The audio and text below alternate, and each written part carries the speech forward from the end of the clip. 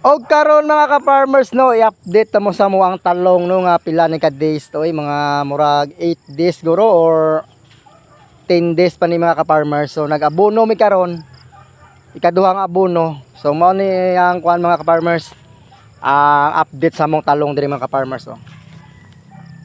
Nindot siya mga ka-farmers, guwapa na. Dara.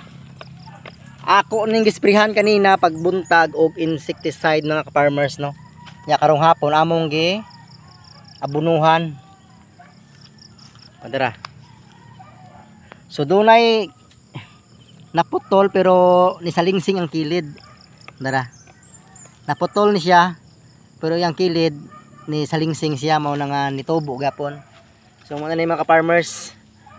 So nindot na tong mga talong ka-farmers no. Kay dagko-dagko na gid siya oh. So abtanig mga usa ka buwan mga ka-farmers. Makita na nato ang resulta ani niya. No? So nakaabono mi kaduha na karon. Kay pag pormero nakabono mi karon hapon nagabono na sad milain. So dara. Oh. Dagko na. So tama na tito ubos mga ka-farmers. Kutob na ito hantod sa ubos.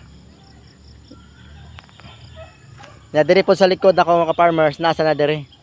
So di lang kayo na makita kay ang di pa kay dagko ang tubo. Og mao na lang update sa tong talong mga ka-farmers no.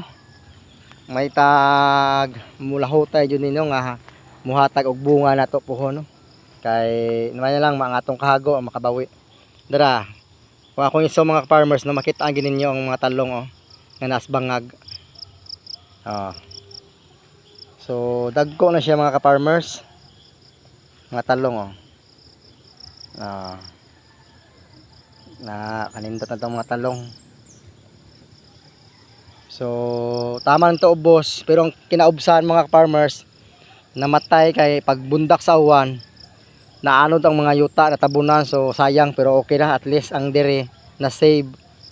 So pero dito sa ubos gamay-gamay ra nga napura kapunuan pero okay ra. Og mao na update sa to ang gamay nga talungan mga farmers no. So may tag puho no. So sumad karon mag-abono ng pod mi para nga mas manindot ato ang mga tanom diri mga ka-farmers. So kanala sa mga ka-farmers kay medyo hapon na nya muuli pa mi sa mua kay medyo hapon na og panagod hapon ng mga ka-farmers. So kanira nya nagluyong mi karon og Chinese kangkong kana nga flat na Chinese kangkong di mga ka-farmers. So kanira sa ang update sa to ang gamay nga farm mga ka-farmers. O mayong hapon yung tanan og happy farming sa tanan.